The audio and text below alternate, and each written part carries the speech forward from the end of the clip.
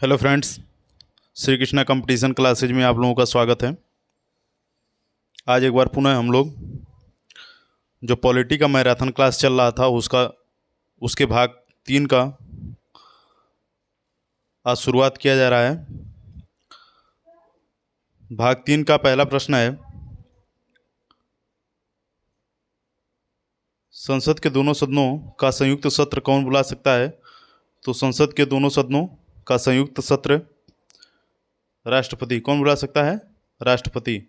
संसद के दोनों सदनों का संयुक्त सत्र अधिवेशन राष्ट्रपति बुला सकता है। किस आर्टिकल में है? अनुच्छेद 108 में। और संयुक्त अधिवेशन जो बुलाता है उसकी अध्यक्षता कौन करता है? लोकसभा का अध्यक्ष। कौन करता है? लोकसभा का अध्यक्ष। संविधान में कितने प्रकार के आपातकालों का प्रावधान है? तो संविधान में कितने प्रकार के? 3 प्रकार के। कितने प्रकार के? 3 प्रकार के आपातकालों का प्रावधान है। संविधान में 3 प्रकार के आपातकालों का प्रावधान है। प्रथम, अनुच्छेद 352 के तहत राष्ट्रीय आपातकाल, अनुच्छेद 356 के तहत राज्य में राष्ट्रपति शासन और अनुच्छेद 360 के तहत वित्तीय आपातकाल। अगला प्रश्न देखते हैं, भारत के राष्ट्रपति के पास आपात अधिकार हैं। तो कितने प्रकार के आपात अधिकार हैं? 3 प्रकार के।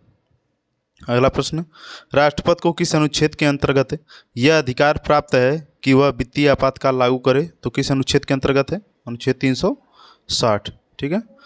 संविधान के अनुच्छेद 360 के अंतर्गत राष्ट्रपति द्वारा वित्तीय आपातकाल की उद्घोषणा की जाती है। ऐसी उद्घोषणा के लिए मंत्रिपरिषद की सलाह आवश्यक है। किसकी सलाह आवश्यक है? मंत्रिपरिषद की सलाह। अगला प्रश्न है, भारत में किस प्रकार की आपात स्थिति अभी तक केवल एक बार लागू हुई है? तो कौन सी आपात स्थिति? तो 60 का हो जाएगा आंतरिक आपात स्थिति। ठीक है। कौन सी आपात स्थिति? आंतरिक आपात स्थिति। ठीक है, 1975। ठीक है, यहाँ देखते हैं इसका आपातकाल 25 जून 1975 से 21 मार्च 1977 भारतीय इतिहास में 21 महीने का वह समय था जब तत्कालीन प्रधानमंत्री इंदिरा गांधी की सलाह पर तत्कालीन राष्ट्रपति फखरुद्दीन अली अहमद ने भारतीय संविधान की धारा 352 के अंतर्गत आपातकाल की घोषणा की थी। 44वें संविधान संशोधन द्वारा आपात उपबंधों में अनेक महत्वपूर्ण संशोधन किए गए ताकि 1975 में घटित घटनाओं की भविष्य में पुनरावृत्ति न हो सके। ठीक है। अगला प्रश्न देखते हैं, निम्नलिखित में से कौन सी आपात स्थिति है जिसकी घोषणा अभी तक भारत में नहीं की गई? तो वित्तीय आपात। कौन सी स्थिति? वित्तीय आपात। किस आर्टिकल में है? 360। ठीक है। अगला प्रश्न देखते हैं, भारत का राष्ट्रपति अपने पद पर पुनर्निर्वाचन के लिए कितनी बार खड़ा हो सकता है? तो जितनी बार चाहे। कोई व्यक्ति जो राष्ट्रपति के रूप में पद धारण करता है या कर चुका है, संविधान के अनुच्छेद 57 के तहत उस पद के लिए पुनर्निर्वाचित हो सकता है। पुनर्निर्वाचन के संबंध में संविधान में किसी सीमा का उल्लेख नहीं किया गया है। ठीक है। अगला प्रश्न देखते हैं, भारतीय संघ के राष्ट्रपति के पास वही संवैधानिक अधिकार हैं जो किसके पास हैं? ब्रिटिश राजा रानी के पास। किसके पास? ब्रिटिश राजा रानी के पास। तो भारत में संसदीय शासन प्रणाली का अनुसरण ब्रिटेन की शासन प्रणाली के आधार पर किया गया है। राष्ट्रपति इस रूप में नाम मात्र की कार्यपालिका है जो कि संवैधानिक रूप से उन्हीं अधिकारों का प्रयोग करता है जिनका कि ब्रिटिश क्राउन इसके बाद भी भारतीय राष्ट्रपति को विभिन्न विषयों पर स्थित काफ़ी परिवर्तित है। ठीक है। अगला प्रश्न है, निम्नलिखित में से वह व्यक्ति कौन है जिसे भारतीय संविधान के तहत आपातकाल की घोषणा करने के लिए अंतिम प्राधिकार माना जाता है? तो कौन है? राष्ट्रपति। कौन है? राष्ट्रपति। भारतीय संविधान के तहत आपातकाल की घोषणा करने के लिए अंतिम प्राधिकार राष्ट्रपति को माना जाता है। 44वें संविधान संशोधन अधिनियम 1978 के अंतर्गत संशोधित प्रावधानों के अनुसार संघीय मंत्रिमंडल के निर्णय की लिखित संसूचना को राष्ट्रपति द्वारा उद्घोषणा जारी किए जाने की पूर्व शर्तें अनिवार्य बना दिया गया है।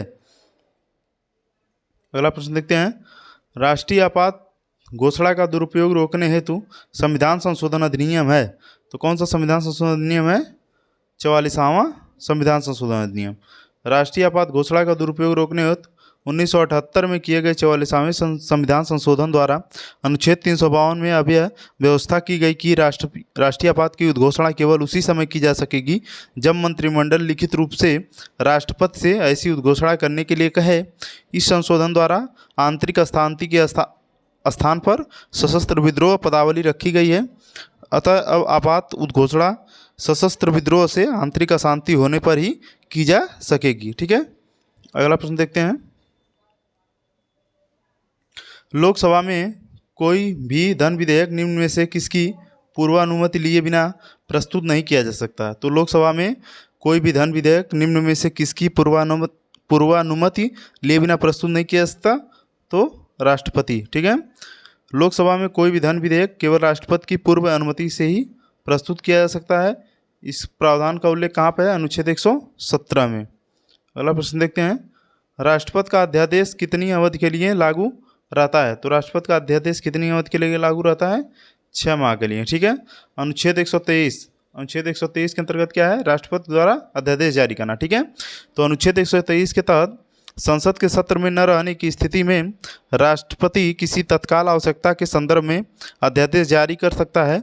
राष्ट्रपति द्वारा इस प्रकार जारी अध्यादेश 6 महीने के लिए लागू रहता है। कितने महीने के लिए? 6 महीने के लिए, जबकि संसद के समवेत होने से 6 सप्ताह की समाप्ति पर प्रवर्तन में नहीं रहेगा। ठीक ना, 6 सप्ताह अगर जब संसद समवेत हो जाएगा, मतलब प्रारंभ हो जाएगा संसदीय कार्य, तो उसके 6 सप्ताह की समाप्ति पर प्रवर्तन में नहीं रहेगा। ठीक है,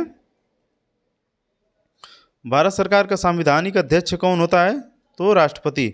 भारत सरकार का संवैधानिक अध्यक्ष संविधान के अनुच्छेद 53(1) में उपबंधित है कि संघ की कार्यपालिका शक्ति राष्ट्रपति में निहित होगी और वह इस प्रकार इसका प्रयोग इस संविधान के अनुसार स्वयं में अपने अधीनस्थ अधिकारियों के द्वारा करेगा। अगला प्रश्न देखते हैं। निम्नलिखित में से कौन सा अपना पद राष्ट्रपति की संतुष्टि के दौरान धारण करता है? तो कौन करता है? राज्यपाल। अनुच्छेद 156(1) के तहत राज्यपाल राष्ट्रपति के प्रसाद पर्यंत ही पद धारण करता है। ठीक है, अगला प्रश्न देखते हैं।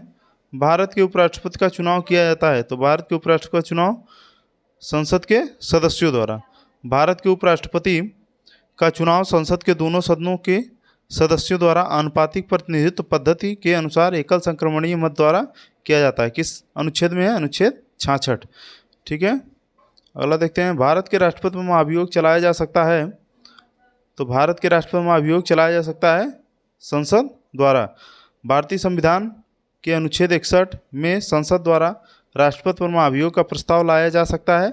ऐसा प्रस्ताव लाने से कितने दिन पूर्व नोटिस का देना आवश्यक है? 14 दिन पूर्व नोटिस देना आवश्यक है। इसके अतिरिक्त महाभियोग के संकल्प को संसद के कम से कम 1/4 सदस्यों के द्वारा हस्ताक्षरित सहित प्रस्तावित होना चाहिए।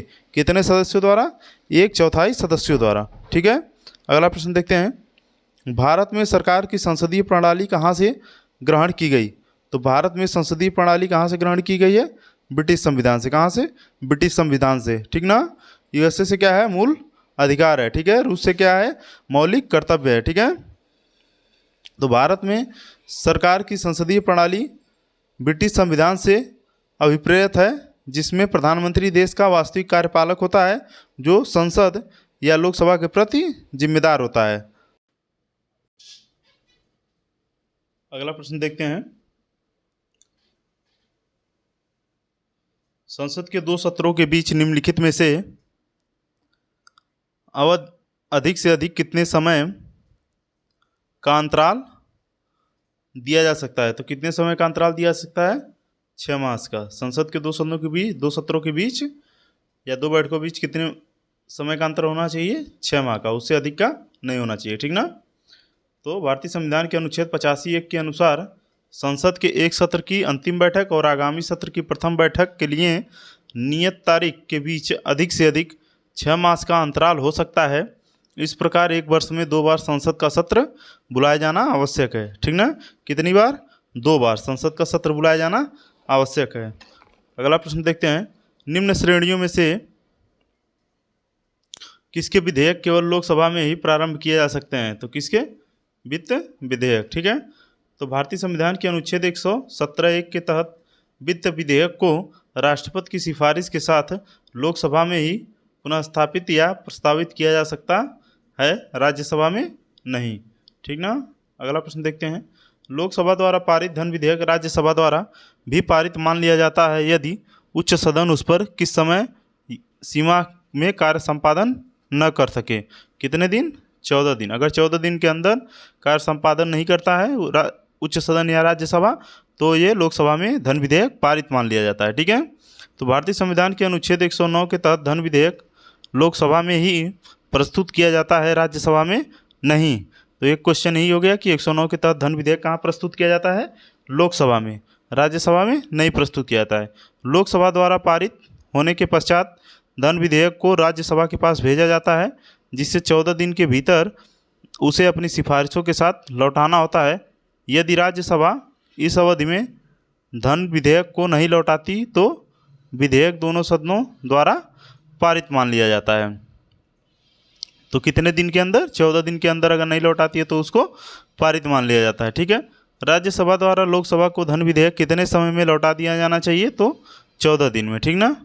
राज्यसभा को भंग करने के लिए निम्नलिखित में से कौन सक्षम है? तो राज्यसभा को भंग करने के लिए कौन सक्षम है? राज्यसभा भंग ही नहीं होती। ठीक ना।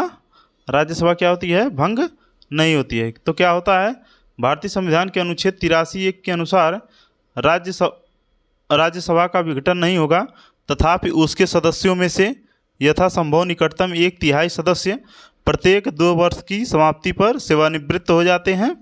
राज्यसभा एक क्या है? अस्थायी निकाय है जिसे भंग नहीं किया जा सकता। ठीक है ना। निम्न में से अगला प्रश्न, निम्न में से किस परिस्थिति के अंतर्गत राज्यसभा को भंग किया जा सकता है? तो किसी भी परिस्थिति में नहीं, इनमें से कोई नहीं। ठीक ना। अगला प्रश्न देखते हैं। राज्यसभा को भंग किया जा सकता है, तो जब भंग ही नहीं किया जा सकता तो उपयुक्त में से कोई नहीं। ठीक ना। ये एक अस्थायी सदन है। ठीक है। अगला प्रश्न देखते हैं। निम्नलिखित में से क्या सही नहीं है? तो राज्यसभा में निर्वाचन के लिए व्यक्ति की आयु कितनी? 30 वर्ष अवश्य पूरी होनी चाहिए। लोकसभा में निर्वाचन के लिए व्यक्ति की आयु 25 वर्ष होनी चाहिए। विधानसभा में निर्वाचन के लिए व्यक्ति की आयु 21 वर्ष पूरी होनी चाहिए। ग्राम पंचायत के चुनाव में मतदान के लिए 18 वर्ष, तो 18 वर्ष वयस्क मताधिकार है, तो सही है। लोकसभा के लिए 25 वर्ष, राज्यसभा के लिए 30 वर्ष, यही विधानसभा के लिए भी 25 वर्ष और विधान परिषद के लिए 30 वर्ष होता है। लेकिन ये जो है कि ये गलत है। राज्य विधानसभा में कितना वर्ष? 25 वर्ष। ठीक ना। तो संविधान के अनुच्छेद 173 ख के अनुसार राज्य विधानसभा में निर्वाचन के लिए व्यक्ति की आयु न्यूनतम 25 वर्ष तथा विधान परिषद के लिए कितना होना चाहिए? 30 वर्ष। हमने पहले बता दिया इसको। अगला प्रश्न देखते हैं। राज्यसभा के सदस्य के लिए न्यूनतम आयु, तो राज्यसभा के सदस्य के लिए कितनी न्यूनतम आयु? 30 वर्ष। भारतीय संविधान के 84B अनुच्छेद के अंतर्गत राज्यसभा की सदस्यता के लिए न्यूनतम आयु 30 वर्ष और लोकसभा की सदस्यता के लिए 25 वर्ष। ठीक ना। अगला प्रश्न देखते हैं। निम्नलिखित में से किसके संबंध में राज्यसभा को लोकसभा के अपेक्षाकृत अधिक अधिकार प्राप्त हैं? तो किसको प्राप्त हैं? नई अखिल भारतीय सेवाओं का गठन करना। ठीक ना। इसमें राज्यसभा को लोकसभा के अपेक्षाकृत अधिक अधिकार प्राप्त है। ठीक है। भारतीय संविधान के अनुच्छेद 312 के अनुसार यदि राज्यसभा द्वारा उपस्थित और मत देने वाले सदस्यों के, किसके? राज्यसभा के उपस्थित और मत देने वाले सदस्यों के 2/3 बहुमत द्वारा यह संकल्प पारित किया जाता है कि राष्ट्रीय हित में किसी नई अखिल भारतीय सेवा का सृजन आवश्यक है, तो संसद क्या करती है? विधि द्वारा इस संदर्भ में उपबंध कर सकती है। अगला प्रश्न देखते हैं। संसद के दोनों सदनों में किसी धनेतर विधेयक संबंधी असहमति होने पर विधेयक रद्द हो जाता है। राष्ट्रपति के हस्ताक्षर से उस बिल का कानून बनाया जा सकता है। राष्ट्रपति बिल पर विचार करने हेतु दोनों सदनों की संयुक्त बैठक बुला सकता है। अगर दोनों सदनों में किसी धनेतर विधेयक संबंधी असहमति होती है तो उसके लिए राष्ट्रपति क्या करता है? संयुक्त अधिवेशन बुला सकता है। तो भारतीय संविधान के अनुच्छेद 108 के तहत संसद के दोनों सदनों में धन विधेयक से इतर किसी विधेयक पर, क्योंकि धन विधेयक पता है आपको कि लोकसभा में ही प्रस्तुत किया जाता है, तो धन विधेयक से इतर किसी विधेयक पर असहमति होने की स्थिति में राष्ट्रपति द्वारा उस विधेयक पर विचार के लिए दोनों सदनों की संयुक्त बैठक बुलाई जा सकती है। जिसकी अध्यक्षता अनुच्छेद 118(4) के तहत लोकसभा अध्यक्ष द्वारा की जाती है। तो अध्यक्षता कौन करता है इसका? लोकसभा अध्यक्ष। किस अनुच्छेद में वर्णन है? अनुच्छेद 118(4) के अंतर्गत। ठीक है, अगला प्रश्न देखते हैं।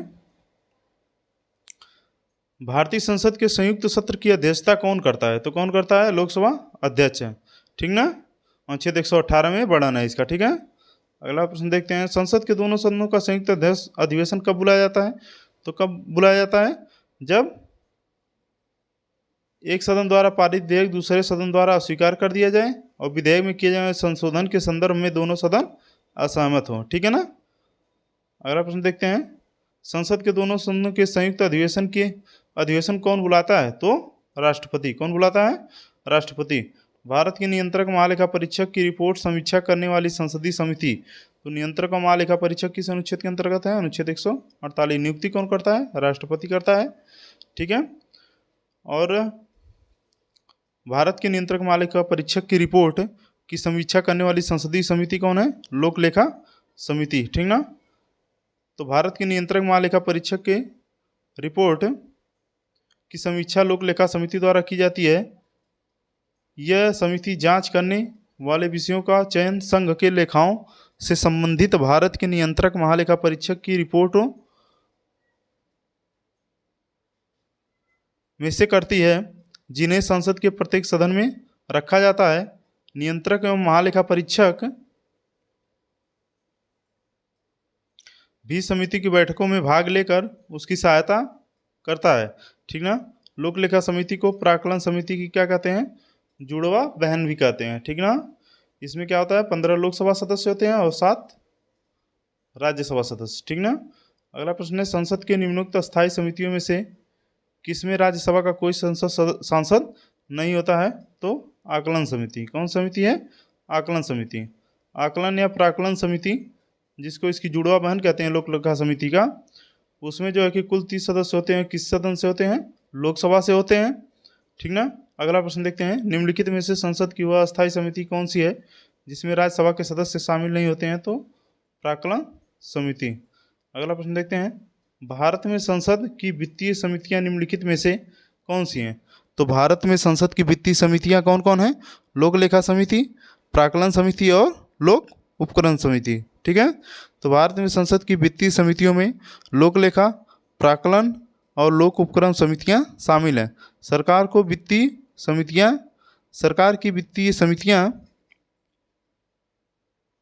सरकार के खर्चे और कार्य निष्पादन की गहन छानबीन करने का काम करती है और इस प्रकार वित्तीय मामलों में प्रशासन का संसद के प्रति उत्तरदायी सुनिश्चित होता है। ठीक ना, अगला प्रश्न देखते हैं।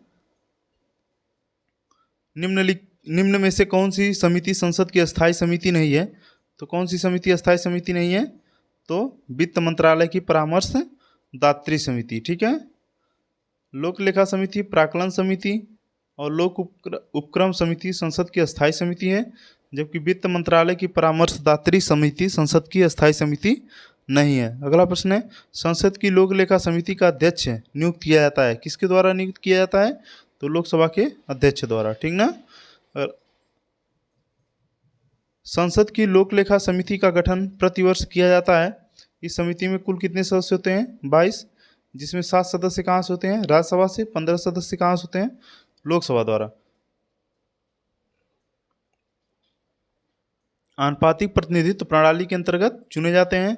इस समिति के अध्यक्ष की नियुक्ति लोकसभा अध्यक्ष द्वारा की जाती है। परंपरा अनुसार इस समिति में विपक्षी दल के नेता को अध्यक्ष चुना जाता है। किसको चुना जाता है? विपक्षी दल के नेता को।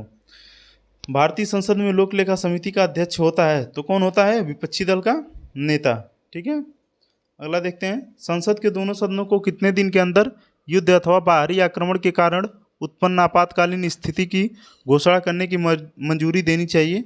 तो संसद के दोनों सदनों को कितने दिन के अंदर?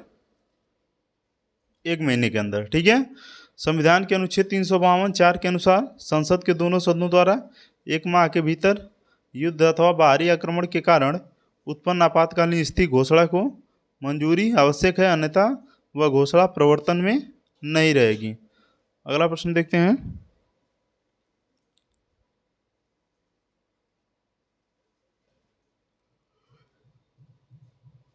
लोकसभा के अध्यक्ष को सामान्य परिस्थितियों में मत देने का अधिकार नहीं है, केवल टाई पड़ने में मत देने का अधिकार है। सदन के अन्य सदस्यों की भांति मत देने का अधिकार है, सदन के सत्र में केवल एक बार।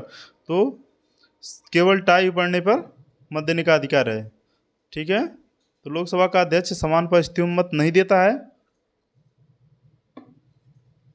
परंतु अनुच्छेद 100 के तहत किसी संकल्प पर सत्ता पक्ष और विपक्ष के मत बराबर होने की स्थिति में उसे मत देने का अधिकार है। साथ ही अनुच्छेद 96(2) के तहत यदि उसे पद से हटाने के संकल्प पर लोकसभा में मतदान होता है तो वह प्रथमतः मत देने का अधिकारी है, परंतु ऐसी स्थिति में मत बराबर होने की दशा में वह मत देने का हकदार नहीं है। अगला प्रश्न है, राज्यसभा के सदस्यों का सेवाकाल कितना होता है? तो कितने वर्ष होता है? 6 वर्ष का। ठीक है, राज्यसभा क्या है? अस्थायी सदन है तथा यह पूर्णतः विघटित नहीं होता। राज्यसभा के सदस्यों का सेवाकाल 6 वर्ष होता है तथा प्रत्येक 2 वर्ष की समाप्ति पर राज्यसभा के यथा सदस्य 1/3 सदस्य सेवानिवृत्त होते हैं, जिनके स्थान पर नए सदस्यों का निर्वाचन होता है। ठीक है, राज्यसभा के सदस्यों का चुनाव कितनी अवधि के लिए किया जाता है? तो राज्यसभा के सदस्यों का चुनाव कितनी अवधि के लिए किया जाता है? 6 वर्ष के लिए। कितने वर्ष के लिए? 6 वर्ष के लिए किया जाता है। अगला प्रश्न देखते हैं, राज्यसभा एक अस्थायी सदन होने के कारण 1/3 सदस्य प्रति 2 वर्ष पर सेवानिवृत्त होते हैं। कितने सदस्य होते हैं? 1/3 सदस्य। अगला प्रश्न देखते हैं, नागरिकता प्राप्त करने के लिए शर्तें निर्धारित करने वाला सक्षम निकाय कौन सा है? तो नागरिकता प्राप्त करने के लिए सक्षम निकाय कौन सा है? संसद। भारतीय संविधान के अनुच्छेद 11 के अनुसार संसद नागरिकता प्राप्त करने के अधिकार का विधि द्वारा विनियमन करता है। ठीक है, अगला प्रश्न देखते हैं, संविधान के अनुच्छेद 75(3) के अनुसार मंत्रिपरिषद निम्नलिखित में से किसके प्रति सामूहिक रूप से जिम्मेदार होता है? तो लोकसभा के प्रति। अनुच्छेद 75(3) के अनुसार मंत्रिपरिषद सामूहिक रूप से लोकसभा के प्रति उत्तरदायी होता है। ठीक है, अगला प्रश्न देखते हैं, मंत्रिमंडल सामूहिक रूप से उत्तरदायी है किसके प्रति? लोकसभा के प्रति। अगला प्रश्न, संसद के दोनों सदनों की संयुक्त बैठक को भेजे गए विधेयक का पारित होना होता है कुल सदस्यों के पूर्ण बहुमत, उपस्थित सदस्यों के साधारण बहुमत, उपस्थित सदस्यों के 2/3 बहुमत से, या उपस्थित सदस्यों के 3/4 बहुमत से। तो उपस्थित सदस्यों के साधारण बहुमत से। ठीक है, संविधान के अनुच्छेद 108 के अंतर्गत संयुक्त बैठक का प्रावधान है, तो किस अनुच्छेद के अंतर्गत है? अनुच्छेद 108 है।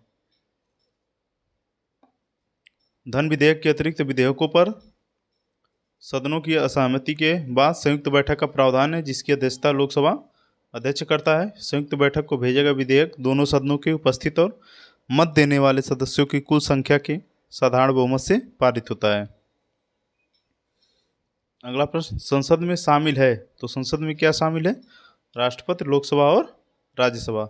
संविधान के अनुच्छेद 79 के अनुसार संसद की संघ की संसद राष्ट्रपति, लोकसभा और राज्यसभा से मिलकर बनती है। अगला प्रश्न देखते हैं, निम्नलिखित में से कौन भारत में कानूनों को बनाता है? तो राष्ट्रपति और संसद के दोनों सदन। भारतीय संविधान के संसद में दोनों सदनों द्वारा पारित हो जाने के बाद विधेयक पर राष्ट्रपति की अनुमति भी होना आवश्यक है। कोई विधेयक तब तक कानून नहीं बन सकता जब तक कि राष्ट्रपति इसकी अनुमति नहीं देता है। अगला प्रश्न है, संसदीय शब्दावली में समापन से क्या आशय है? तो संसदीय शब्दावली में समापन से क्या आशय है? संसद के सत्र का अंत। संसदीय शब्दावली में समापन का अर्थ है संसद के सत्र का समाप्ति से। ठीक है, अगला प्रश्न है, लोकसभा में किसी विधेयक को धन विधेयक के रूप में प्रमाणित करता है? कौन प्रमाणित करता है? लोकसभा अध्यक्ष। ठीक ना, तो संविधान के अनुच्छेद 110 खंड 3, 110 खंड 4 के तहत लोकसभा में किसी विधेयक को धन विधेयक के रूप में प्रमाणित करने का अधिकार लोकसभा अध्यक्ष को प्राप्त है तथा इस संदर्भ में उसका विनिश्चय क्या होता है? अंतिम होता है। ठीक है ना। अगला प्रश्न देखते हैं, यह कौन तय करता है कि संसद में रखा जाने वाला विधेयक विशेष धन विधेयक है या नहीं? तो कौन करता है? अध्यक्ष। किसका अध्यक्ष? लोकसभा का अध्यक्ष। ठीक है, अगला प्रश्न देखते हैं। अधीनस्थ विधायन समिति निम्नलिखित में से किससे संबंधित है? तो अधीनस्थ विधायन समिति निम्नलिखित में से प्रत्यायोजित विधायन से किससे संबंधित है? प्रत्यायोजित विधायन से।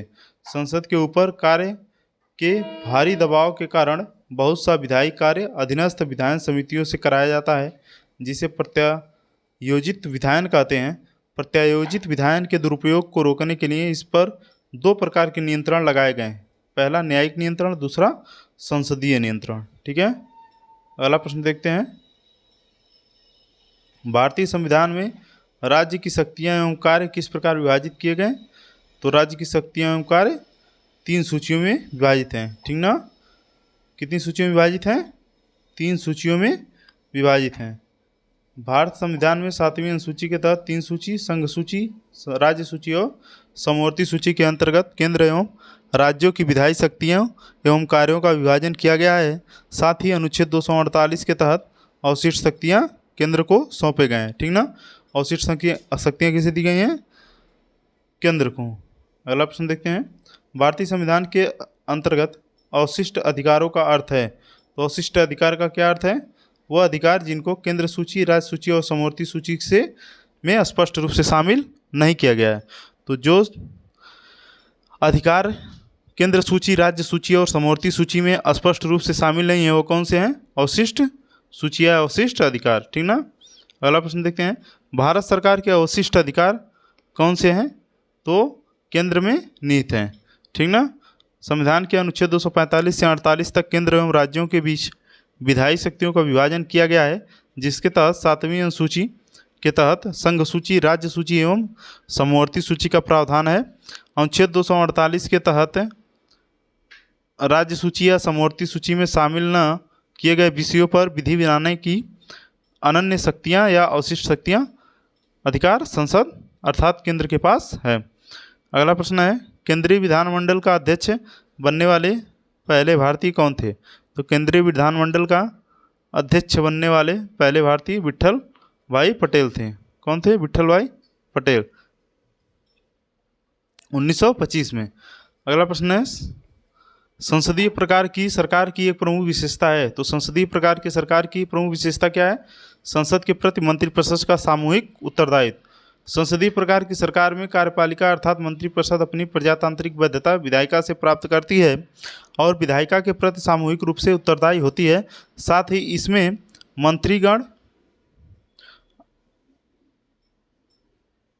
मंत्रीगण अर्थात कार्यपालिका के सदस्य विधायिका से ही लिए जाते हैं तथा उन्हें निश्चित अवधि में विधायिका का सदस्य बनना अनिवार्य होता है। दूसरी ओर राष्ट्रपति प्रणाली की सरकार में कार्यपालिका विधायिका से पृथक होती है तथा यह विधायिका के प्रति उत्तरदायी न होकर राष्ट्रपति के प्रति उत्तरदायी होती है। अगला प्रश्न देखते हैं। स्वतंत्र भारत के लोकसभा का पहला अध्यक्ष कौन था? तो स्वतंत्र भारत के लोकसभा के पहले अध्यक्ष कौन थे? जीवी मावलंकर। स्वतंत्रता के उपरांत भारत की प्रथम निर्वाचित लोकसभा के पहले अध्यक्ष, इनका पूरा नाम है गणेश वासुदेव मावलंकर थे। उनका कार्यकाल 15 मई 1952 से 27 फरवरी 1956 के मध्य था। वे 17 नवंबर 1947 से संविधान सभा एवं तदनुसार 26 नवंबर 1949 से अंतरिम संसद के भी अध्यक्ष रहे थे।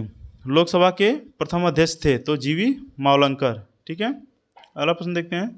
भारतीय संविधान के अनुसार संसद के दोनों सदनों का अधिवेशन एक वर्ष में कम से कम कितनी बार होना चाहिए? तो 2 बार। कितनी बार होना चाहिए?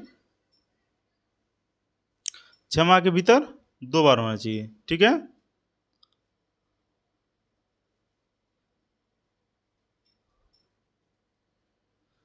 सामान्यतया प्रतिवर्ष संसद के 3 अधिवेशन होते हैं, यथा बजट अधिवेशन फरवरी मई, वर्षाकालीन जुलाई सितंबर, शीतकालीन अधिवेशन नवंबर दिसंबर। हालांकि राज्यसभा के संबंध में बजट अधिवेशन को 2 अधिवेशनों में विभाजित कर दिया जाता है। किसी एक वर्ष में 2 अधिवेशन होने आवश्यक हैं क्योंकि प्रत्येक अधिवेशन की अंतिम तिथि के बाद राष्ट्रपति को 6 मास के भीतर आगामी अधिवेशन के लिए सदनों की बैठक के लिए आमंत्रित करना होता है। संसद के किसी सदन के दो सत्रों के बीच अंतराल किससे अधिक नहीं होना चाहिए? तो 6 महीने। कितने महीने? 6 महीने। अगला प्रश्न है, किसी विधानमंडल के किसी सदस्य द्वारा प्रस्तुत प्रस्ताव को जन महत्व का अविलंब मामला मानते हुए जो चर्चा की जाती है उसे क्या कहते हैं? तो उसे स्थगन प्रस्ताव कहते हैं। किसी विधानमंडल के किसी सदस्य द्वारा प्रस्तुत प्रस्ताव को जन महत्व का अविलंब मामला मानते हुए जो चर्चा होती है उसे स्थगन प्रस्ताव कहा जाता है। यह एक असाधारण प्रक्रिया है जिसे के गृहीत किए जाने पर सदन का नियमित कार्य रोक दिया जाता है। अगला प्रश्न है, निम्नलिखित में से कौन सा संसद से संबंधित नहीं है? तो बर्खास्त करना। ठीक ना? आमुख, स्थगन, भंग करना संसद से संबंधित शब्दावलियां हैं, लेकिन बर्खास्त करना संसद संबंधी शब्दावलियां नहीं हैं। अगला प्रश्न देखते हैं, यदि संसद किसी विशिष्ट उद्देश्य के लिए कोई समिति नियुक्त करे तो उसे कहते हैं, उसे क्या कहते हैं? तदर्थ समिति। तदर्थ समिति किसी विशिष्ट उद्देश्य के लिए नियुक्त की जाती है और जब वह अपना काम समाप्त कर लेती है तथा अपना प्रतिवेदन प्रस्तुत कर देती है तब उसका अस्तित्व समाप्त हो जाता है। अगला प्रश्न देखते हैं, मंत्रिपरिषद में शामिल नहीं है तो मंत्रिपरिषद में कौन शामिल नहीं है? कैबिनेट सचिव। मंत्रिपरिषद में कैबिनेट सचिव को शामिल नहीं किया जाता है, जबकि कैबिनेट मंत्री, राज्य मंत्री और बिना विभाग के मंत्री मंत्रिपरिषद का अंग होते हैं। अनुच्छेद 74(1) में मंत्रिपरिषद का उल्लेख किया गया है, जिसके अनुसार राष्ट्रपति को उसके कार्य संचालन में सहायता के लिए मंत्रिपरिषद होगी, जिसका अध्यक्ष कौन होगा? प्रधानमंत्री होगा। आमतौर पर सरकार से तात्पर्य मंत्रिपरिषद से ही होता है। अगला प्रश्न देखते हैं, संसद में अविश्वास प्रस्ताव के बारे में निम्नलिखित में से कौन सही है? संविधान में इसका कोई उल्लेख नहीं है। ठीक ना? एक अविश्वास प्रस्ताव के बाद दूसरा अविश्वास प्रस्ताव प्रस्तुत करने के लिए 6 माह की अवधि अवश्य होनी चाहिए। गलत है। संसद में प्रस्तुत करने से पहले कम से कम 100 व्यक्तियों उस प्रस्ताव का समर्थन अवश्य करें, ये भी गलत है। यह केवल लोकसभा में प्रस्तुत किया जा सकता है। तो 1 और 4। ठीक है। अगला प्रश्न यहाँ देखते हैं, विवरण। भारतीय संविधान में अनुच्छेद 75(3) के तहत मंत्रिपरिषद को लोकसभा के प्रति सामूहिक रूप से उत्तरदायी बताया गया है। तो किस अनुच्छेद के तहत? 75(3) के तहत मंत्रिपरिषद को लोकसभा के प्रति सामूहिक रूप से उत्तरदायी बताया गया है, परंतु संविधान में विश्वास प्रस्ताव या अविश्वास प्रस्ताव का कोई उल्लेख नहीं है। अनुच्छेद 118 के तहत संसद के प्रत्येक सदन को अपनी कार्य प्रक्रिया के संचालन संबंधी नियम बनाने की स्वीकृति दी गई है। तदनुसार लोकसभा के नियम 198 में मंत्रिपरिषद के प्रति अविश्वास प्रस्ताव का प्रक्रिया का वर्णन है, जिसके अनुसार किसी भी सदस्य की लिखित नोटिस एवं 50 सदस्यों द्वारा सदन में उसका समर्थन करने पर 10 दिनों के भीतर लोकसभा अध्यक्ष द्वारा निर्धारित तिथि पर लोकसभा के पटल पर अविश्वास प्रस्ताव प्रस्तुत किया जाता है। ठीक ना? अविश्वास प्रस्ताव एक सत्र में एक ही बार लाया जा सकता है और अगले सत्र में पुनः अविश्वास प्रस्ताव प्रस्तुत किया जा सकता है। तो अविश्वास प्रस्ताव एक सत्र में कितनी बार आ सकता है? एक ही बार। अगले सत्र में पुनः अविश्वास प्रस्ताव प्रस्तुत किया जा सकता है। ठीक है। परंतु 2 अविश्वास प्रस्तावों के मध्य का समय 2 सत्रों के मध्य अंतराल पर निर्भर करेगा। मंत्रिपरिषद के लोकसभा के प्रति उत्तरदायी होने के कारण अविश्वास प्रस्ताव केवल लोकसभा में ही प्रस्तुत किया जा सकता है। ठीक है। अगला प्रश्न देखते हैं, 1 वर्ष तक राजस्व एकत्र करने का प्रस्ताव सरकार किस विधेयक द्वारा करती है? तो 1 वर्ष तक राजस्व एकत्र करने का प्रस्ताव सरकार वित्त विधेयक द्वारा। ठीक है। 1 वर्ष तक राजस्व एकत्र करने का प्रस्ताव सरकार वित्त विधेयक के द्वारा करती है। अनुच्छेद 112 के अंतर्गत वार्षिक वित्तीय विवरण संबंधी उपबंध दिए गए हैं, जिसे बजट सामान्य बजट नाम से भी संबोधित किया जाता है तथा इसमें एक वित्तीय वर्ष 1 अप्रैल से 31 मार्च के लिए अनुमानित प्राप्तियां व्यय दर्शाए जाते हैं। अगला प्रश्न है, संसद के दोनों सदनों के समक्ष वार्षिक वित्तीय विवरण किस अनुच्छेद के अंतर्गत प्रस्तुत किया जाता है? तो संसद के दोनों सदनों के समक्ष वार्षिक वित्तीय विवरण किस अनुच्छेद के अंतर्गत किया जाता है? 112। अगला प्रश्न है, भारतीय संसद राज्य के किसी विषय पर कानून बनाने के लिए सक्षम है यदि 352 के अंतर्गत आपात स्थिति लागू हो, देश के 2 या अधिक राज्यों कि विधानसभाएं इसका अनुरोध करें या राष्ट्रपति इस आशय का संदेश संसद को भेजे। तो हो जाएगा ए और बी। अनुच्छेद 352 के अंतर्गत आपात स्थिति लागू हो या देश के 2 या अधिक राज्यों की विधानसभाएं इसका अनुरोध करें तो भारतीय संसद राज्य के किसी विषय पर कानून बनाने में सक्षम है, बना सकती है। ठीक है। भारतीय संसद संविधान के अनुच्छेद 250 के अधीन समूचे भारत या उसके किसी भाग के लिए राज्य सूची में शामिल किसी मद के लिए विधि बना सकती है।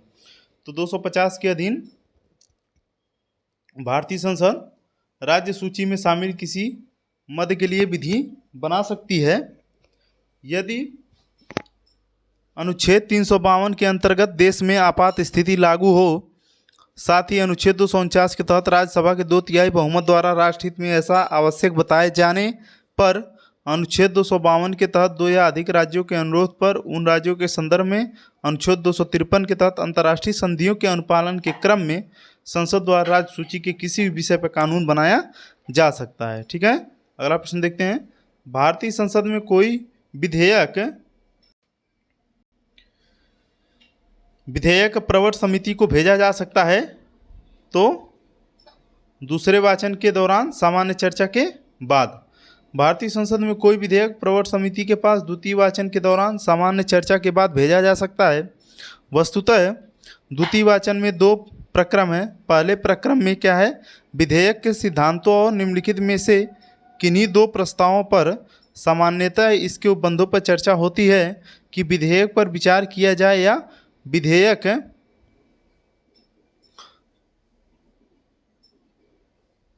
को सदन की प्रवर समिति के पास भेजा जाए अथवा विधेयक को अन्य सदन की सहमति से दोनों सदनों की संयुक्त समिति के पास भेजा जाए अथवा संबंधित विषय पर राय लेने के उद्देश्य से परिचालित किया जाए। दूसरे प्रक्रम में यथास्थिति सभा में पुनः स्थापित अथवा प्रवर या संयुक्त समिति के प्रतिवेदन के अनुसार विधेयक पर खंडवार विचार किया जाता है। अगला प्रश्न है, राज्यसभा में निर्वाचित सदस्यों की अधिकतम संख्या कितनी है? तो 238। कितनी है? 238। संविधान के अनुच्छेद 80 के अनुसार राज्यसभा में कुल 250 से अधिक सदस्य होंगे। इनमें 238 से अधिक सदस्यों राज्यों और संघ राज्य क्षेत्रों से निर्वाचित होंगे और 12 सदस्यों का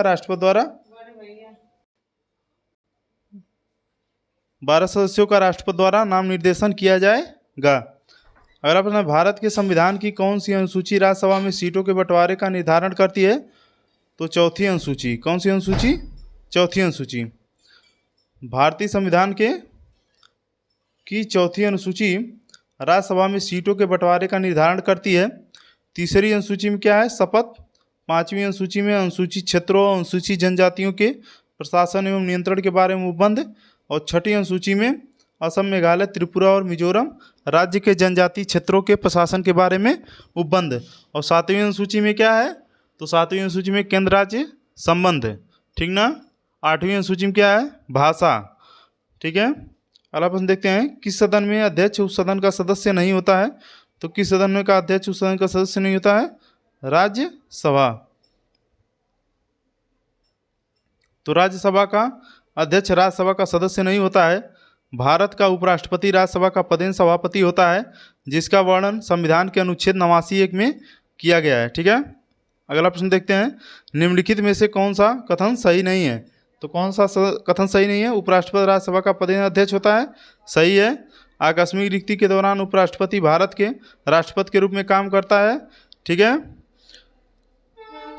अगला है, जब उपराष्ट्रपति भारत के राष्ट्रपति के रूप में काम करता है तो वह राज्यसभा के अध्यक्ष के रूप में काम करना बंद कर देते हैं। और अगला है, जब उपराष्ट्रपति भारत के राष्ट्रपति के रूप में काम करते हैं तब उपराष्ट्रपति कार्य उस व्यक्ति द्वारा किया जाता है जिसका नाम वह प्रधानमंत्री के परामर्श से करते हैं। ये गलत है। ठीक है। तो उपराष्ट्रपति के रूप में राष्ट्रपति के रूप में कार्य करने की स्थिति में राज्यसभा का उपसभापति राज्यसभा के अध्यक्ष के रूप में कार्य करता है। ठीक है। अगला है, भारतीय संसद की सबसे महत्वपूर्ण विशेषता है। तो भारतीय संसद की सबसे महत्वपूर्ण विशेषता क्या है? इसमें राष्ट्रपति भी शामिल हैं। अनुच्छेद 79 संसद के गठन संबंधी प्रावधान करता है, जिसके अनुसार भारतीय संसद लोकसभा, राज्यसभा और राष्ट्रपति से मिलकर बनी है, जो इसकी सबसे महत्वपूर्ण विशेषता है। अन्य अधिकांश देशों की संसदीय व्यवस्था में राष्ट्रपति या राज्याध्यक्ष संसद से पृथक होता है। ठीक है, तो अनुच्छेद 79 संसद के गठन संबंधी प्रावधान करता है, जिसके अनुसार भारतीय संसद लोकसभा, राज्यसभा और राष्ट्रपति से मिलकर बनी है। इसकी सबसे महत्वपूर्ण विशेषता है, अन्य अधिकांश देशों की संसदीय व्यवस्था में राष्ट्रपति या राज्याध्यक्ष संसद से पृथक होता है। ठीक है, अगला प्रश्न देखते हैं। राष्ट्रपति द्वारा राज्यसभा के सदस्यों के नामांकन का नियम किस देश के संविधान से लिया गया है? तो किस देश संविधान से लिया गया है? आयरलैंड के संविधान से। राष्ट्रपति द्वारा राज्यसभा के सदस्यों के नामांकन का नियम आयरलैंड के संविधान से लिया गया था। अनुच्छेद 80 के 1 क के अनुसार राष्ट्रपति राज्यसभा के लिए 12 सदस्यों का नामांकन कर सकता है।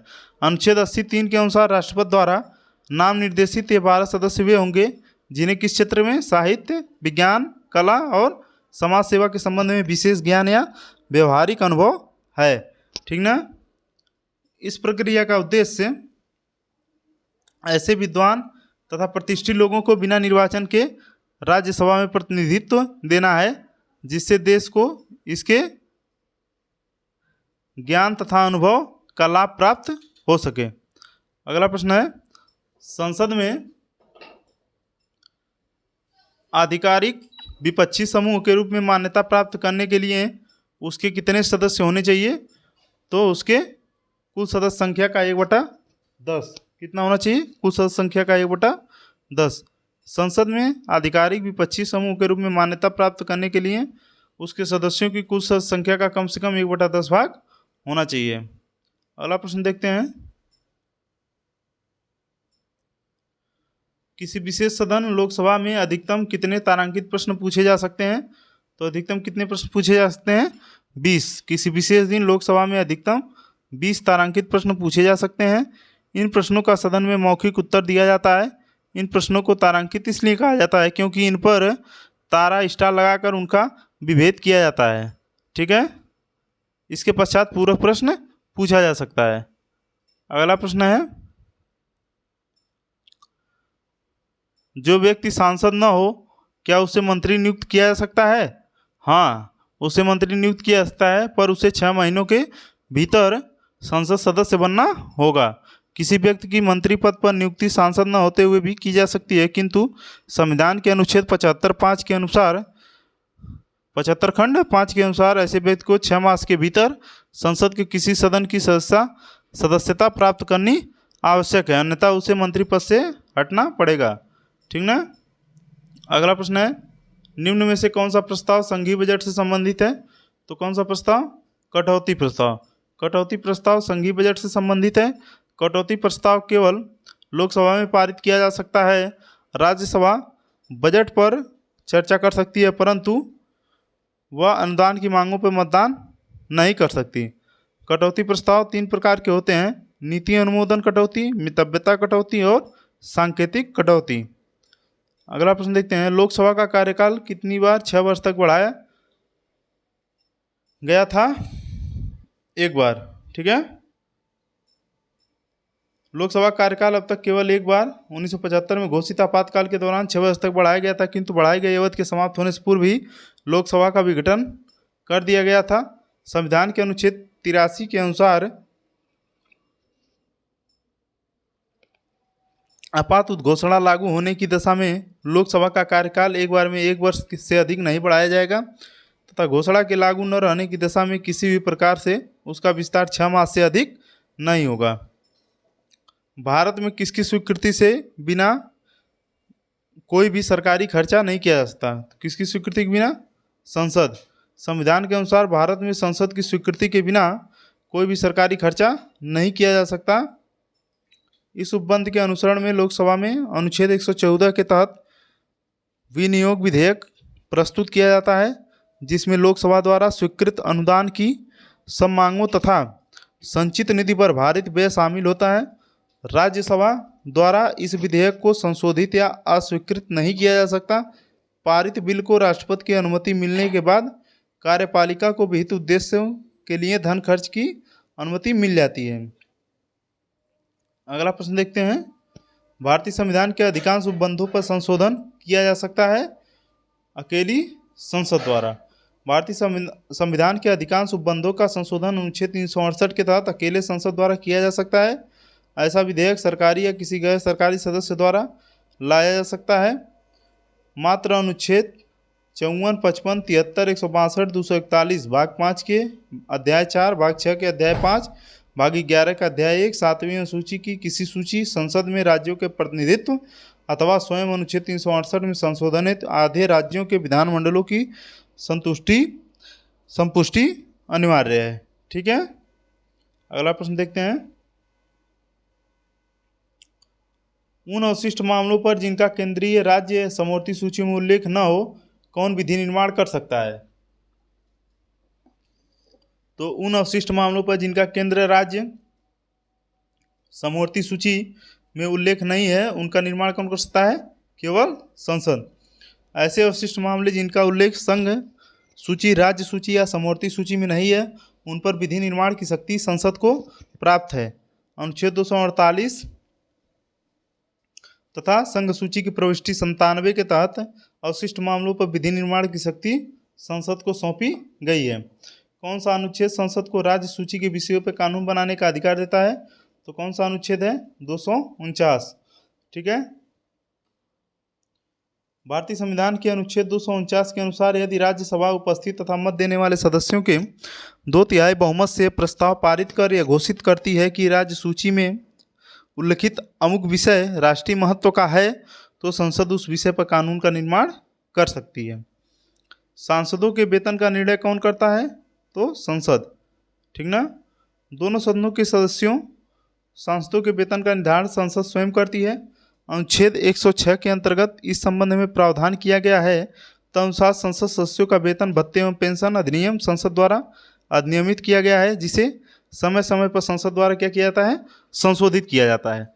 ठीक है, अगला प्रश्न है, भारत के राष्ट्रपति संसद के दोनों सदनों को प्रथम सत्र के प्रारंभ में कब तक संबोधित करते हैं? तो प्रतिवर्ष लोकसभा के प्रत्येक आम चुनाव के बाद।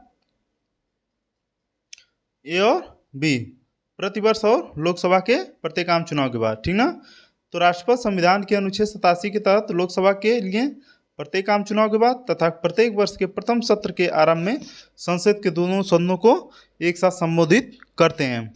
अगला प्रश्न है, राज्यसभा का उपसभापति किसे चुना जाएगा? तो किसी भी व्यक्ति को जो उस समय राज्यसभा का सदस्य हो। ठीक है,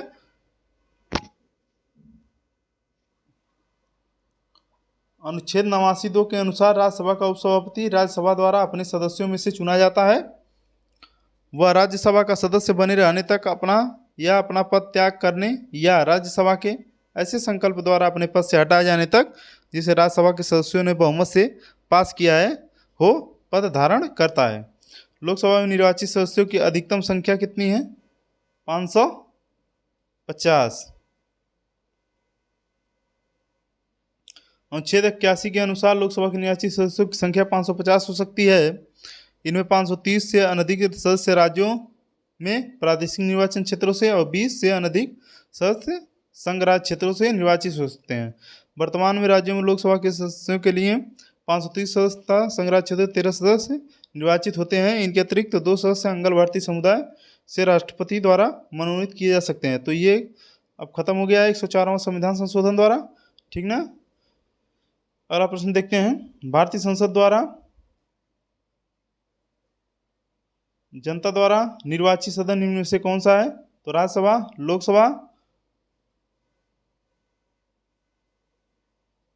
लोकसभा भी और राज्यसभा भी। तो कौन है? लोकसभा, केवल लोकसभा। भारतीय संसद राष्ट्रपति, लोकसभा, राज्यसभा से मिलकर बनती है।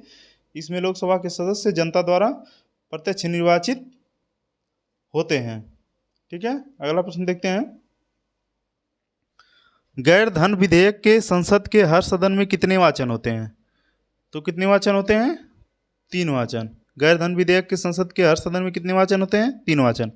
गैर धन विधेयक के संसद के हर सदन लोकसभा और राज्यसभा में 3 वाचन होते हैं। प्रथम वाचन विधेयक पेश करने के साथ अनुमति लेने से संबंधित होता है। द्वितीय वाचन में उसकी विस्तृत एवं बारीकी से जांच होती है। और तृतीय वाचन में यदि कोई संशोधन होता है तो उसे स्वीकृत कर विधेयक का अंग बना दिया जाता है। इसके बाद केवल विधेयक को अनुमति देने या न देने की कार्यवाही होती है। विधेयक को इसी रूप में पास करके दूसरे सदन में भेजा जाता है जहां यही प्रक्रिया दोहराई जाती है। अगला प्रश्न देखते हैं, भारतीय संसद के कामकाज में शून्यकाल का अर्थ है। तो भारतीय संसद के कामकाज में शून्यकाल का क्या अर्थ है? प्रश्नकाल और अगली कार्यसूची के बीच का समय, ठीक है। भारतीय संसद द्वारा विश्व संसदीय प्रणालियों में समाविष्ट अभिनव चर्चा प्रक्रिया शून्यकाल संसदीय कामकाज के अंतर्गत प्रश्नकाल के ठीक बाद का समय होता है। 12 बजे प्रारंभ होने के कारण इसे शून्यकाल कहा जाता है। शून्यकाल नाम 1960 और 70 के दशाब्दी के प्रारंभिक वर्षों में समाचार पत्रों में उस समय दिया गया जब बिना पूर्व सूचना के संसद में अविलंबनीय लोक महत्व के विषय उठाने की प्रथा विकसित हुई। अगला प्रश्न देखते हैं, भारतीय संसद द्वारा विश्व संसदीय प्रणालियों में से कौन सी अभिनव चर्चा प्रक्रिया समाविष्ट की गई? तो शून्यकाल, ठीक है। शून्यकाल किसकी देन है? भारतीयों की, भारतीय संसद की। अगला, सदस्य संसद में अपनी सदस्यता गंवा देगा यदि वह सत्रों में निरंतर अनुपस्थित रहे। कितने दिन तक? 60 दिन तक। संविधान के अनुच्छेद 101 के खंड 4 के अनुसार यदि कोई संसद सदस्य सदन की अनुमति के बिना 60 दिन तक की अवधि तक सदन के सभी अधिवेशनों में उपस्थित नहीं रहता है तो वह सदन उसके स्थान को रिक्त घोषित कर सकता है, ठीक है। अगला प्रश्न देखते हैं, लोकसभा अध्यक्ष के वेतन और भत्ते कौन निर्धारित करता है? तो संसद। कौन निर्धारित करता है? संसद। अनुच्छेद 97 के अनुसार राज्यसभा के सभापति और उपसभापति को तथा लोकसभा के अध्यक्ष तथा उपाध्यक्ष को ऐसे वेतन और भत्तों का जो संसद विधि द्वारा नियत करे संदाय किया जाता है। अगला प्रश्न है, निम्न में से कौन सा प्रशासन पर विधायी नियंत्रण के अंतर्गत नहीं आता है? तो शून्यकाल। शून्यकाल प्रश्नकाल के तत्काल बाद शुरू होता है। इस काल में कोई कार्यवाही नहीं होती है, इसलिए शून्यकाल विधायी नियंत्रण के अंतर्गत नहीं आता है, ठीक ना। ऐसे व्यक्ति कौन है जो राज्यसभा के सदस्य होते हुए राज्यसभा और लोकसभा दोनों में बोल सकते हैं? तो कौन है? वे मंत्री जो राज्यसभा के सदस्य हैं, वो राज्यसभा और लोकसभा दोनों में बोल सकते हैं। अगला प्रश्न देखते हैं, यहाँ देखिए, राज्यसभा के वे सदस्य जो मंत्रिमंडल में शामिल होते हैं उन्हें राज्यसभा और लोकसभा में बोलने का अधिकार होता है। ये संविधान के किस अनुच्छेद में? अनुच्छेद 88 में, ठीक है। राष्ट्रीय कोष का अभिरक्षक कौन है? कौन सा अंग है? तो राष्ट्रीय कोष का अभिरक्षक कौन सा अंग है? विधानमंडल। राष्ट्रीय कोष का पर व्यापक विचार विमर्श विधानमंडल में ही किया जाता है, इसलिए विधानमंडल को ही राष्ट्रीय कोष का अभिरक्षक माना जाता है। विधानमंडल की स्वीकृति के राष्ट्रीय कोष से धन नहीं निकाला जा सकता, ठीक है। हाउस ऑफ द पीपुल को लोकसभा का नाम किस वर्ष दिया गया? तो 1954 में। हाउस ऑफ द पीपुल के लिए 14 मई 1954 से क्या नाम दिया गया? लोकसभा। पहले अविश्वास प्रस्ताव और दूसरे अविश्वास प्रस्ताव के बीच कितना अंतर होना चाहिए? तो देखिए, इसको देखते हैं। लोकसभा के नियमों के अधीन मंत्रिपरिषद के प्रति अविश्वास प्रस्ताव एक ही सत्र में एक से अधिक बार नहीं लाया जा सकता, परंतु यह 2 सत्रों के बीच की अवधि पर निर्भर करता है। 2 सत्रों के मध्य अधिकतम अंतराल 6 माह हो सकता है, परंतु यह अंतराल कम भी हो सकता है, जैसा कि सामान्यतः होता है।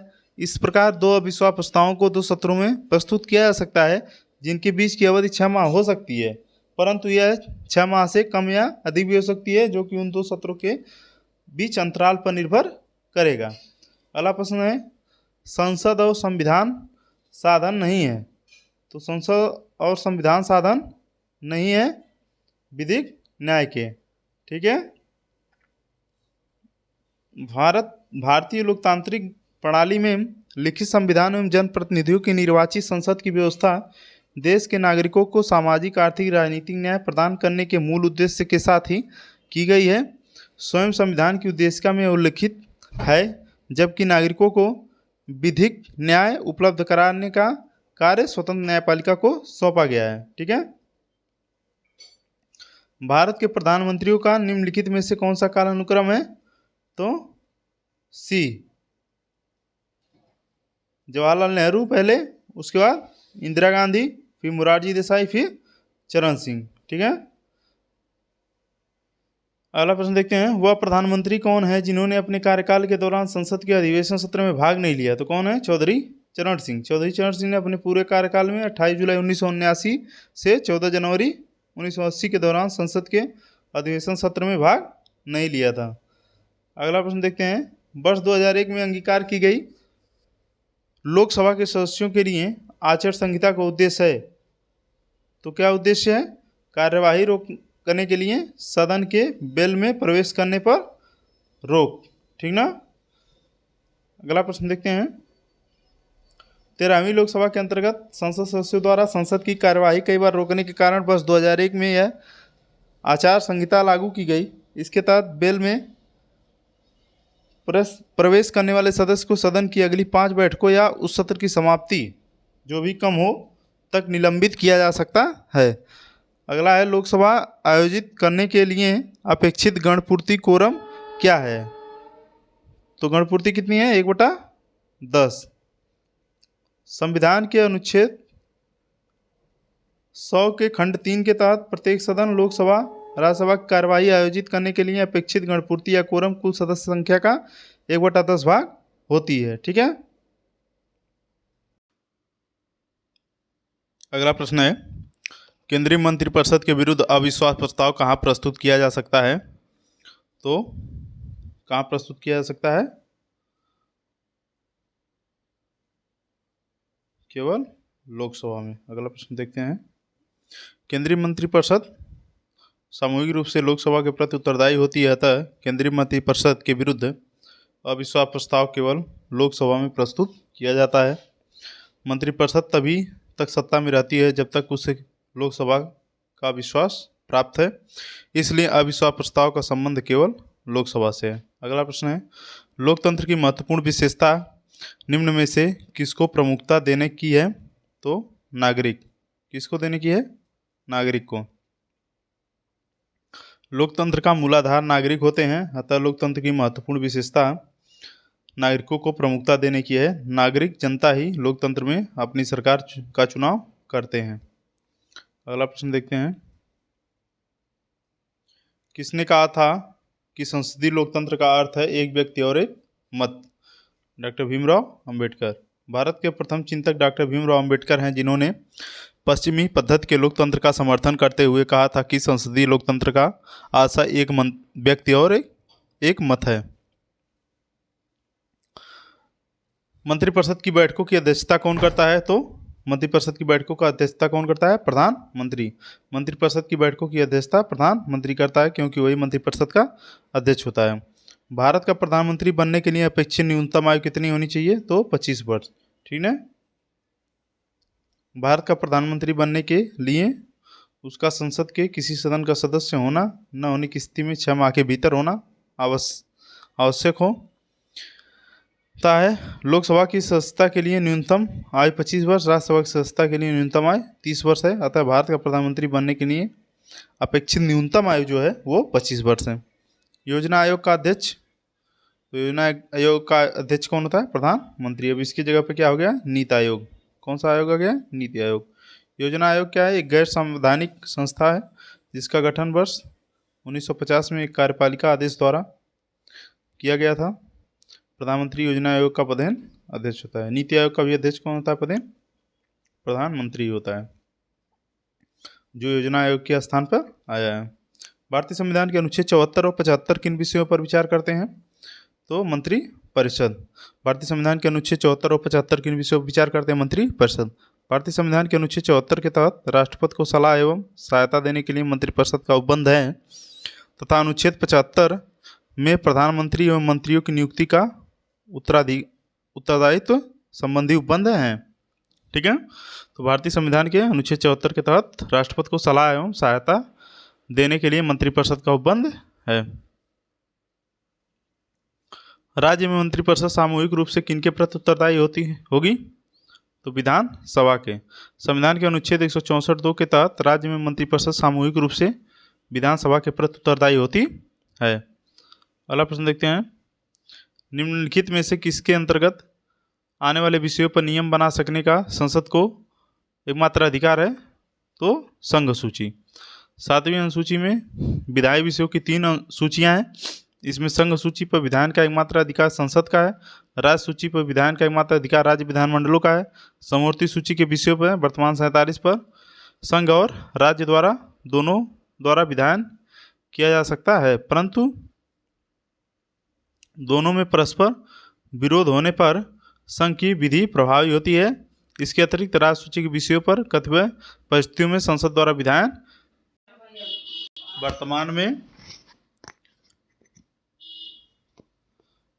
वर्तमान में समवर्ती सूची में कितने हैं? 52 विषय। कितने विषय हैं? 52 विषय हैं। समवर्ती सूची में लिखे विषयों पर नियम बनाने का अधिकार किसके पास है? तो राज्य और संघ दोनों को है। समवर्ती सूची के अंतर्गत निम्नोक्त में से कौन सा विषय शामिल है? तो श्रमिक संघ। दिए गए विषयों में श्रमिक संघ प्रविष्टि 22 के तहत समवर्ती सूची में शामिल है। अगला प्रश्न देखते हैं, निम्नलिखित में से कौन सा विषय संघ सूची के अंतर्गत समाविष्ट है? तो संघ सूची के अंतर्गत जनगणना। ठीक ना, जनगणना संघ सूची में प्रविष्ट 69 के तहत समाविष्ट है, जबकि पुलिस, भू आगम, लोक स्वास्थ्य और सफाई ये किसका है? राज्य सूची का। अगला, केंद्र और राज्य के बीच कुछ कर संसाधनों के वित्तीय वितरण का निपटारा निम्नलिखित में से किसके द्वारा किया जाता है? तो किसके द्वारा किया जाता है? वित्त आयोग। केंद्र और राज्य के बीच कुछ कर संसाधनों के वित्तीय वितरण का निपटारा निम्नलिखित में किसके द्वारा किया जाता है? वित्त आयोग। केंद्र और राज्य के बीच कुछ कर संसाधनों के बीच वित्तीय विवरण का निपटारा वित्त आयोग के द्वारा किया जाता है। यह एक संवैधानिक निकाय है। इसका गठन प्रति 5वें वर्ष राष्ट्रपति द्वारा संविधान के अनुच्छेद 280 के अंतर्गत किया जाता है। ठीक है। अगला प्रश्न, भारत में अवशिष्ट शक्तियाँ निहित हैं। तो भारत में अवशिष्ट शक्तियाँ केंद्र सरकार में। किसमें? केंद्र सरकार में। भारत में अवशिष्ट शक्तियाँ केंद्रीय सरकार में निहित की गई हैं। संविधान के अनुच्छेद 248 के अनुसार अवशिष्ट शक्ति अर्थात ऐसे विषय जो संघ, राज्य या समवर्ती सूची में शामिल नहीं है, विधि बनाने की शक्ति संघीय विधानमंडल में निहित होगी। ठीक ना। संसदीय प्रकार की सरकार में वह बराबर वालों में पहला होता है। वह कौन है? प्रधानमंत्री। संसदीय सरकार में प्रधानमंत्री बराबर वालों में पहला होता है। हालांकि प्रधानमंत्री का चयन बहुमत दल वाले सांसद करते हैं, किंतु मंत्रिपरिषद का चयन वह स्वयं करता है। कैबिनेट में सहयोगी मंत्रियों के परामर्श पर प्रधानमंत्री ही निर्णय लेता है। इसलिए लॉर्ड मार्ले ने प्रधानमंत्री को समकक्षों में प्रथम कहा। अगला प्रश्न है, भारत में प्रधानमंत्री तब तक अपने पद पर रहता है जब तक उसे प्राप्त है, क्या प्राप्त है? लोकसभा का विश्वास। ठीक ना। प्रधानमंत्री मंत्रिपरिषद का अध्यक्ष होता है तथा मंत्रिपरिषद संविधान के अनुच्छेद 75(3) के तहत लोकसभा के प्रति उत्तरदायी होती है। लोकसभा में मंत्रिपरिषद के विरुद्ध अविश्वास प्रस्ताव पारित होने पर प्रधानमंत्री सहित मंत्रिपरिषद को त्याग करना पड़ता है। ठीक ना।